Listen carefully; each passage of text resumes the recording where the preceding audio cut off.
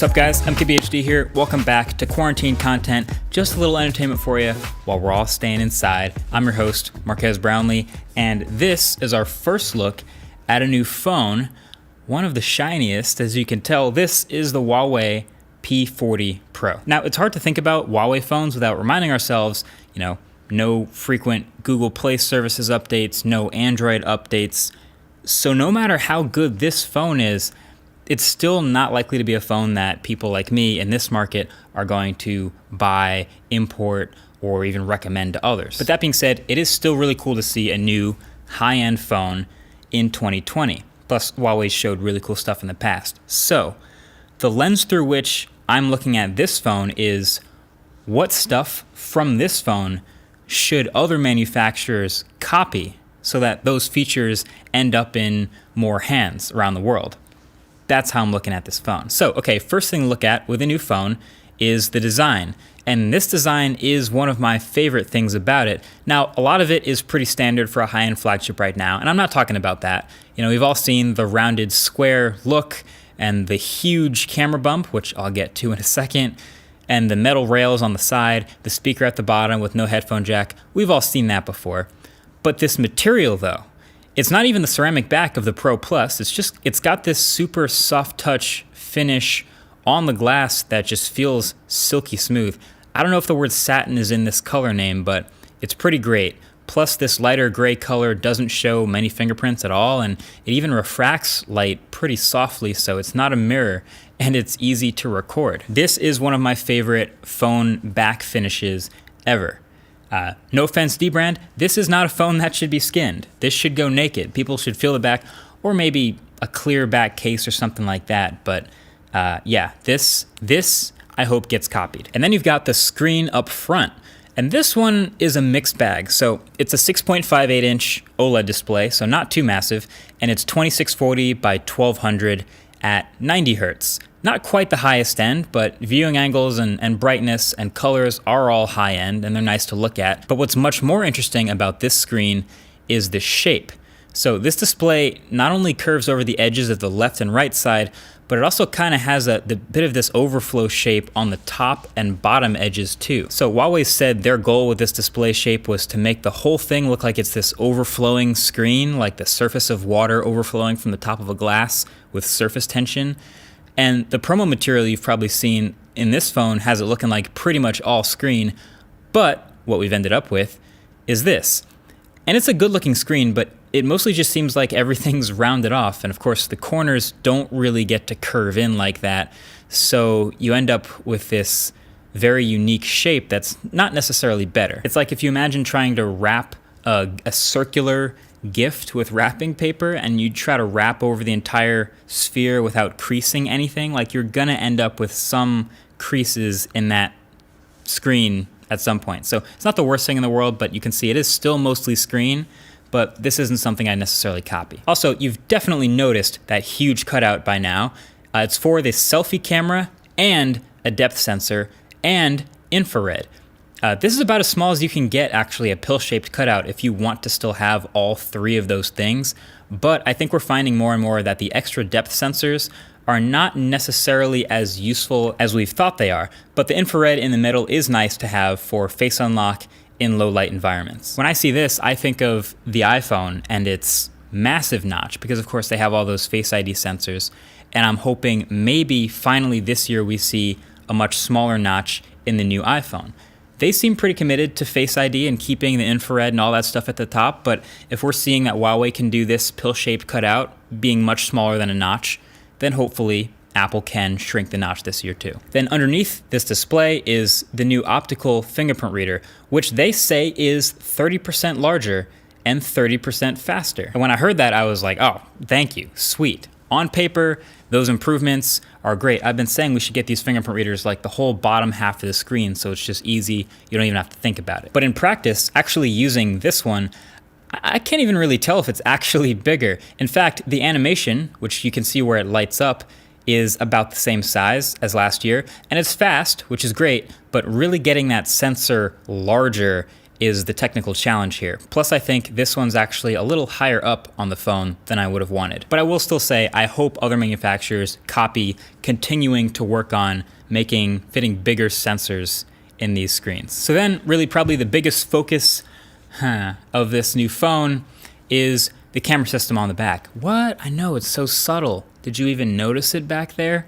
The P40 Pro has a quad camera system. So 50 megapixel main camera with OIS with an absolutely massive 1/1.2 inch sensor.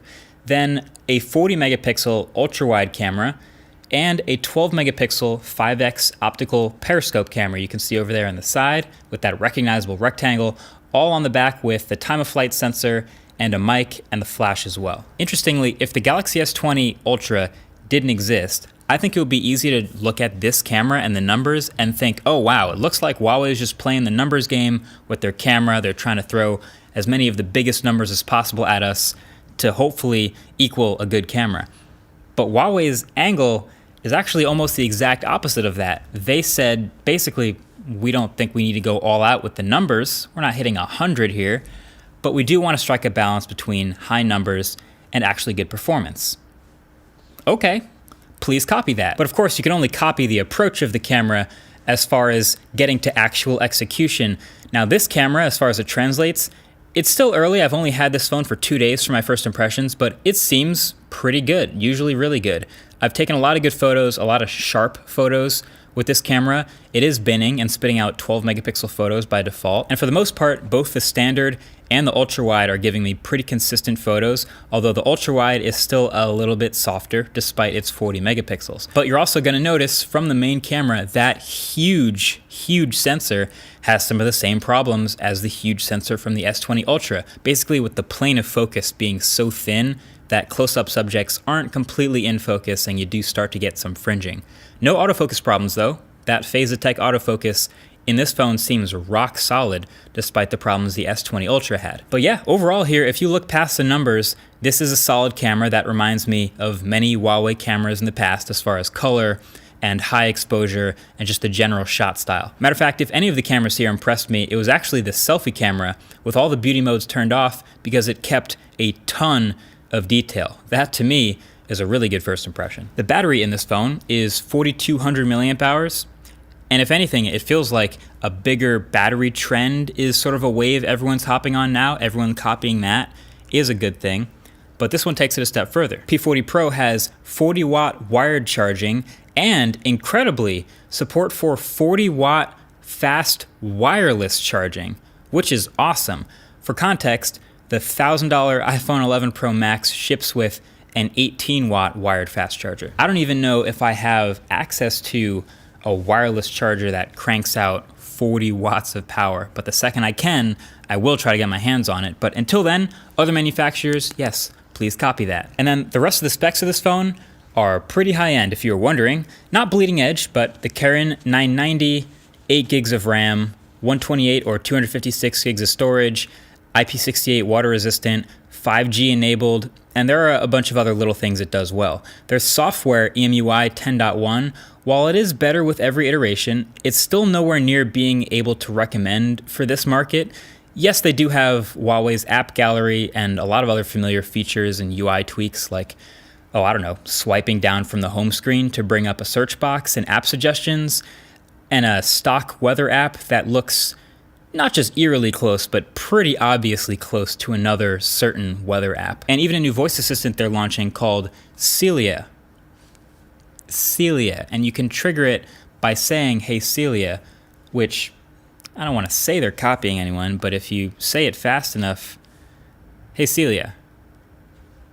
So, you know, take what you wish. But really the software, if it was anything amazing or game-changing here, that would be the easiest to tell other manufacturers to copy because they copy software all the time. Seems like Huawei's just already ahead of the game in that department. So overall, my take is P40 Pro is a nice package, and it wouldn't be a bad upgrade for pretty much anyone with a 2 or 3-year-old phone. And while it is missing a couple of the absolute highest end bleeding edge stuff like 8K video or 120 hertz, there is a lot of good stuff in here for the rest of the industry to pick up on, and that's a win for all of us. All right, so to end it, big shout out to this video's sponsor, NordVPN. This one is specifically to help you expand your quarantine content library, because a VPN can let you see websites as if you're visiting from another country or a different region. So a lot of people don't know there's a different version of YouTube for the US and YouTube for UK and YouTube for India. So, pro tip, changing your region or your country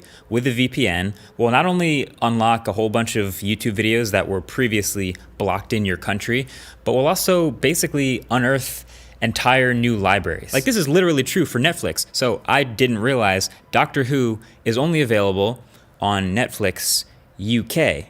But now that you know about NordVPN, you can watch it from anywhere. You're welcome. Plus all the other privacy and security benefits of a VPN that you've probably already heard me talk about. So if you want 70% off plus 1 additional month free, and why wouldn't you, you can use promo code MKBHD and get started with NordVPN today. So thanks again for NordVPN for sponsoring this video. Good luck with the rest of your hashtag quarantine content. Catch you guys in the next one. Peace.